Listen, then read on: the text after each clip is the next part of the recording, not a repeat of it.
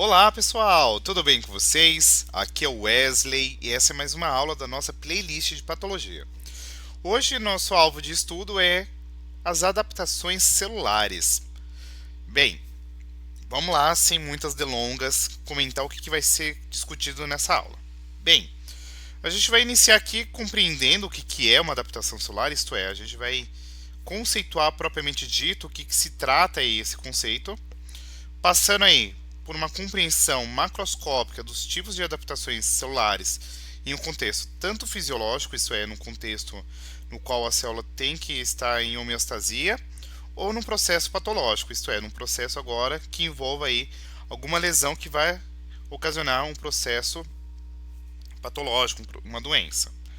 E, sobretudo, em posse dessas informações, a gente caracteriza cada uma dessas adaptações aí que possam ocorrer, beleza? Então, posto isto, vamos lá. What the hell, o slide deu ruim aqui. Mas vamos lá. Você pode ter uma célula aqui normal, beleza? E essa célula ela pode sofrer, por exemplo, um determinado estímulo lesivo. Então, vamos supor, radiação, algum trauma, entrada de algum agente infeccioso e etc. De maneira a qual esse estímulo lesivo ele pode desencadear agora um estresse fisiológico ou patológico, de maneira a qual a sua célula ela pode fazer agora um processo denominado como adaptação celular, isto é, ela vai tentar contornar essa situação aí de estresse de maneira a qual ela consiga manter a homeostasia. Caso ela consiga fazer aí essa adaptação e conseguir garantir a homeostasia, beleza. Se a gente faz a retirada desse estímulo lesivo, a célula volta aqui ao normal. E aí, pensando no contexto de adaptação celular, isto é, essa resposta que a célula tem frente a um determinado estímulo lesivo, pode ter aqui uma incapacidade de adaptação que vai levar a uma lesão celular, isto é, um processo patológico propriamente dito, e essa lesão celular ela pode ser tanto reversível quanto irreversível. No contexto ao qual ela é irreversível, a gente tem a apoptose ou até mesmo um contexto aqui de necrose. E num contexto reversível, a gente pode ter algumas degenerações por acúmulo, então gordurosa, líquida, proteica ou até mesmo de carboidrato. E aí, pensando nos tipos de adaptação celular, nós teremos 4 classes principais que são essas daqui que já estão elencadas, né? A hipertrofia, a atrofia, a hiperplasia e a metaplasia, que a gente vai discutir com detalhe nessas próximas aulas agora, ou melhor, mais em específico nessa aula eu comento com vocês aí o conceito macroscópico e a gente pode retomar em outros contextos aí, quando a gente estiver falando de alguma patologia sistêmica. Posto isto, o que eu quero que vocês entendam? A célula normal, ela pode sofrer aqui um estresse fisiológico ou patológico, que vai ocasionar aqui uma adaptação celular. Essa adaptação celular, ela pode ser a atrofia, quando você tem aqui uma diminuição do tamanho celular, ou uma metaplasia, quando você tem uma substituição adaptativa celular, e isso aqui é muito interessante de a gente destacar mais adiante. Uma hipertrofia, quando você tem um aumento significativo aqui do tamanho celular, ou uma hiperplasia, que é quando você aumenta o número de células maduras, e isso ocasiona aqui o aumento do tamanho aqui do órgão. Em contrapartida, se essa adaptação celular ela não foi bem sucedida, a gente tem aqui uma lesão celular que é justamente essa incapacidade adaptativa celular, de maneira a qual essa lesão celular ela pode ser subdividida em uma lesão celular reversível, que é caracterizada por tornefação celular, desequilíbrio de homeostasia iônica e líquida, falha das bombas de íons dependentes de ATP. E as principais alterações que a gente tem aqui nessa lesão celular reversível é o que? Alterações aqui no funcionamento mitocondrial, no citoesqueleto, na membrana plasmática, dilatações do retículo endoplasmático, de maneira a qual essas essas alterações na própria fisiologia celular ocasionam aqui degeneração gordurosa, váculos líquidos lipídicos grandes, e aí você vai ter quais células envolvidas? Hepatócitos, células miocárdicas, e aí você pode ter lesões aqui metabólicas, tóxicas, hipoxia, ou seja, diminuição da quantidade de oxigênio. Então percebam que tem toda uma cascata de vários eventos em decorrência aí de uma lesão celular. Em contrapartida, quando a gente comenta de uma lesão celular irreversível, a gente vai ter agora a morte celular, que ela pode ser ocasionada via necrose, apoptose ou autofagia. E as características nesses processos aqui são uma progressão para um processo necrótico, fragmentação sem extravasamento, corpos apoptóticos, porção de citoplasma e núcleo aí alterados, lesão em DNA, em proteínas celulares, tá? Pode ser um processo fisiológico e não necessariamente envolve aqui uma resposta inflamatória. Percebam que é um mar de vários elementos aqui que a gente precisa descrever, tá? Mas isso aqui é só uma contextualização, é só um overview, e a gente vai agora olhar com mais calma e atenção em cada um desses pontos, tá bom? Posto isto, o que a gente vai precisar entender? Que as principais adaptações celulares são autofagia, metaplasia, hipertrofia ou hiperplasia. E essa figura a gente vai vê-las inúmeras vezes, né, ao longo dessa aula, perdão, para que vocês consigam guardar, tá? Então, a adaptação celular ela é conceituada como uma resposta celular frente a um estresse fisiológico ou a um estímulo patológico. Ou seja, quando a gente pensa em adaptação celular, é extremamente importante que você guarde que ela pode acontecer tanto num contexto de normalidade, num contexto homeostásico, quanto no processo patológico, tá? E posto isto, a adaptação celular ela acontece da seguinte maneira: mediante as estimulações externas, a célula vai fazer toda uma ativação de várias vias sinalizadoras que vão acabar alterando os genes que comandam o processo de diferenciação celular. Em outras palavras, para facilitar e simplificar o entendimento, eu quero que vocês entendam que uma estimulação externa à célula vai fazer com que haja agora toda uma transdução de sinal, toda uma sinalização celular que vai ocasionar esse processo de diferenciação celular. E posto isto, é extremamente importante que nós entendamos que esse processo é extremamente refinado, tá? E essas adaptações elas acontecem da seguinte maneira: podemos ter duas possibilidades e essas duas possibilidades, por sua vez, elas vão acarretar respostas completamente diferentes na célula. Essas adaptações elas podem ser fisiológicas ou patológicas. No entanto, o primeiro aspecto que eu quero que vocês entendam é que essa adaptação ela pode ter agora uma situação na qual esse estímulo para e a célula volta ao seu funcionamento normal, ou seja, a homeostase acaba sendo restaurada. Isso daqui é muito próprio de um processo de adaptação fisiológica. Você tem uma estimulação momentânea para que você consiga ali fazer um contorno de uma determinada situação de estresse fisiológico. No entanto, você pode ter aqui uma situação agora associada, por exemplo, a um estímulo patológico, no qual esse estímulo vai piorar e acontece uma lesão celular, ocasionando aqui uma degeneração. Beleza? Dito isso, vamos lá compreender mais aspectos aqui acerca de como que as células vão responder. Mas, sobretudo, eu quero que vocês entendam que, para além de você pensar agora em células, a gente precisa entender como que os tecidos, que são justamente células com a mesma função e a mesma morfologia, desempenhando uma função em afinco. A resposta que esses tecidos vão ter são completamente diferentes, ou seja, a forma como esses tecidos respondem são diferentes, tá? E aí, por consequência, é importante enfatizar-se que, em decorrência dos tecidos responderem de maneiras diferentes, a gente vai ter três maneiras de uma célula se proliferar, e cada uma delas possibilita uma capacidade de adaptação completamente diferente. Por quê? Nós temos aqui tecidos que nós denominamos como tecidos lábeis. Em contrapartida, nós temos tecidos que nós chamamos de tecidos estáveis e nós temos aqui tecidos permanentes. Você deve estar se perguntando, tá, o que significaria esse lance de ser lábil, estável ou permanente? Isso daqui está diretamente atrelado, pessoal, com a capacidade de diferenciação celular e também a capacidade de reprodução, ou seja, a capacidade dessa célula se dividir, tá? Não seria bem reprodução, mas sim a sua capacidade de divisão celular.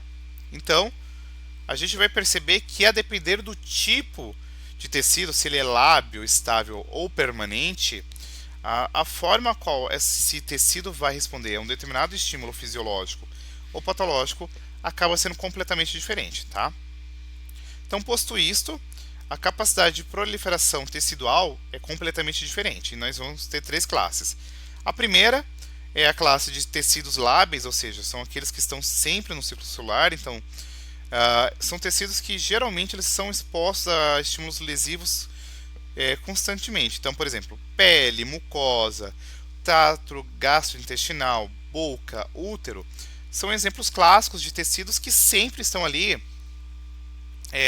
tendo algum estímulo lesivo, tá?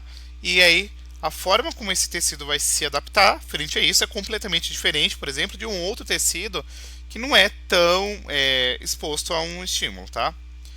Nós temos aqui os tecidos quiescentes, ou seja, aqueles tecidos estáveis, que são basicamente tecidos que eles permanecem em repouso ou em um baixo nível de replicação, ou seja, não estão sempre em divisão, tá?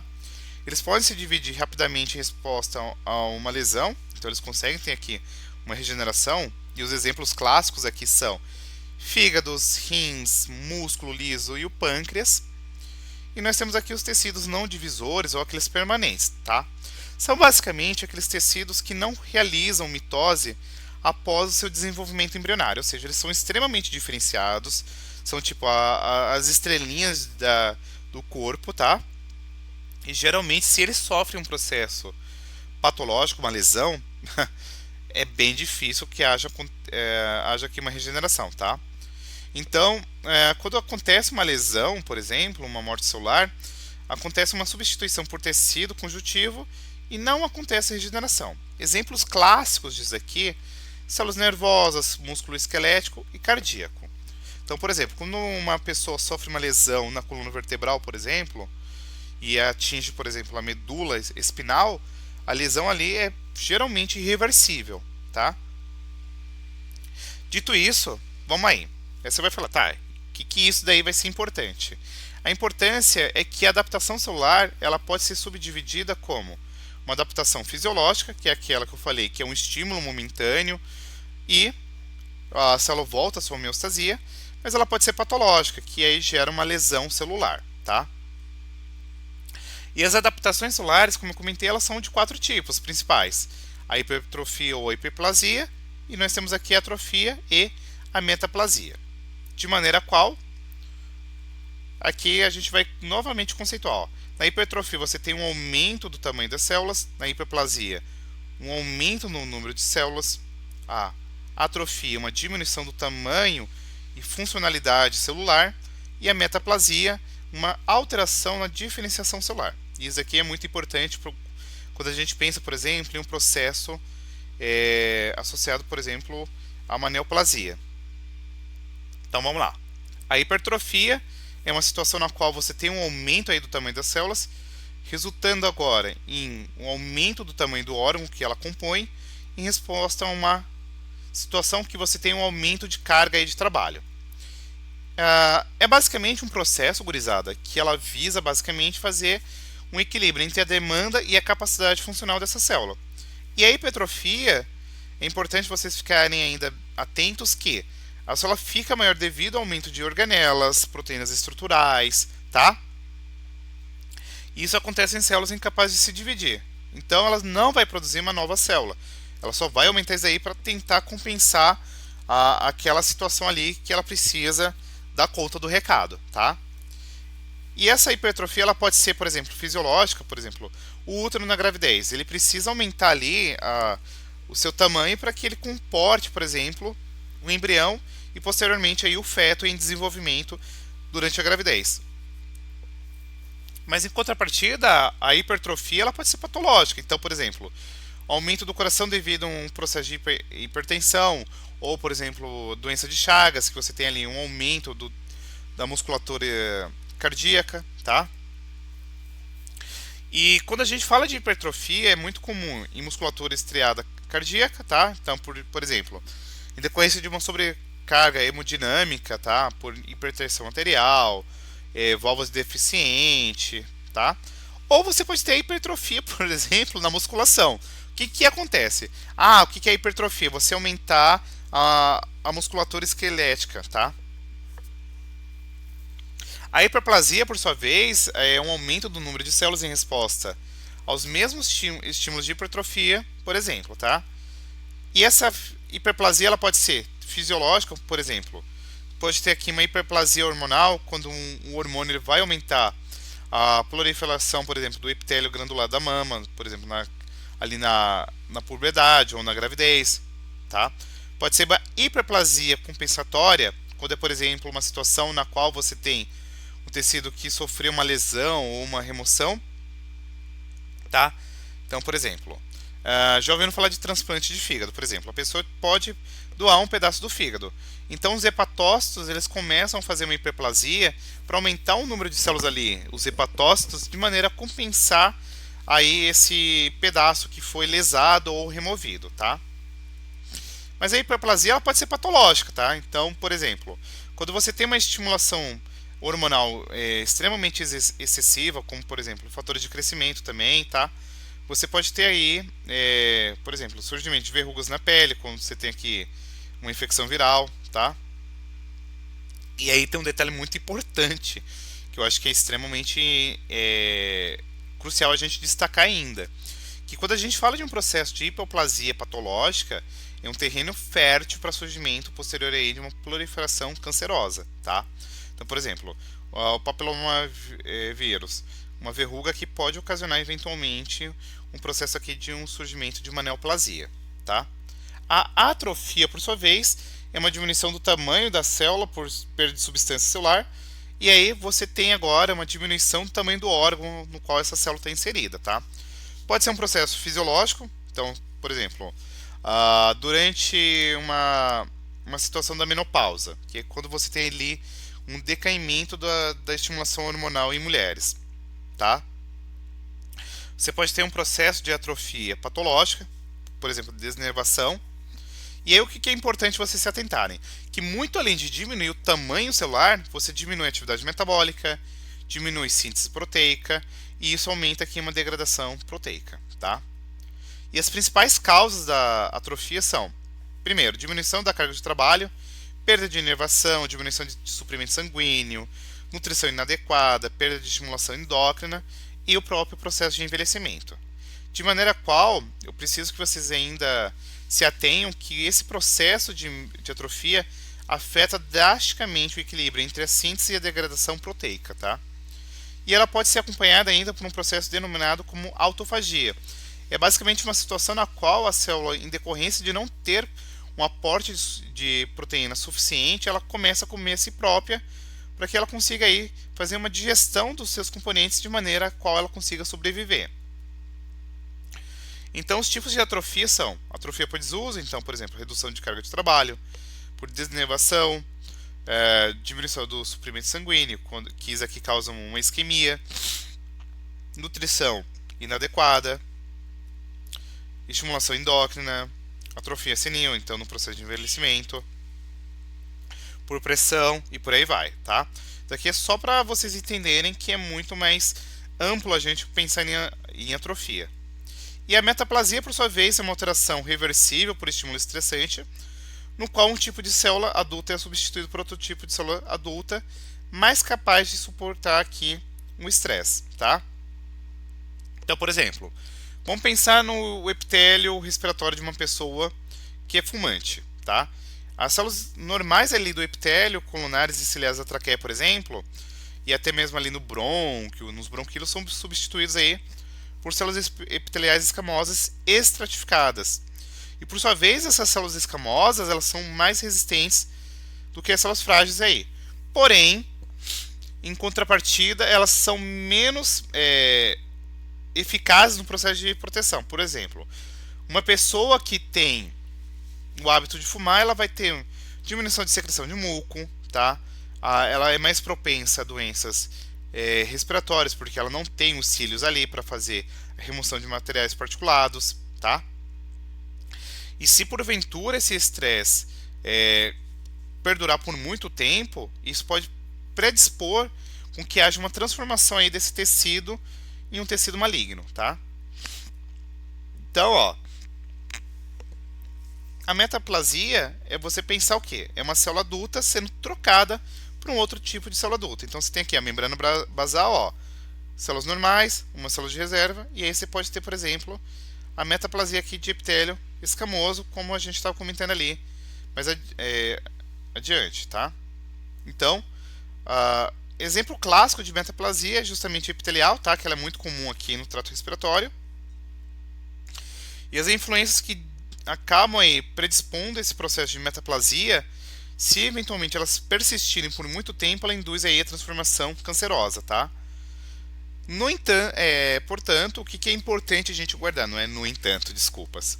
A forma mais comum de câncer no trato respiratório é justamente aí em decorrência aí da formação aí dessas células escamosas.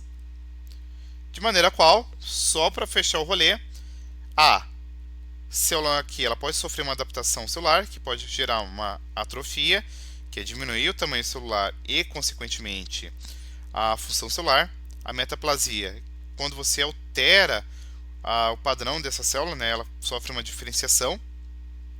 A hipertrofia, que é um aumento aí desse tamanho, e a hiperplasia, que é um aumento do número de células. Beleza? A literatura adotada foi o Robson com Tran, o base patológicos das doenças, e um bom glioro. Beleza? E é isso. Espero que vocês tenham curtido. Se você tiver gostado, deixe seu like, seu comentário, curta, compartilhe, deixem dúvidas, comentários, sugestões, críticas, que é um prazer lê-los, tá bom? Um super beijo e até a nossa próxima aula de patologia. Fui!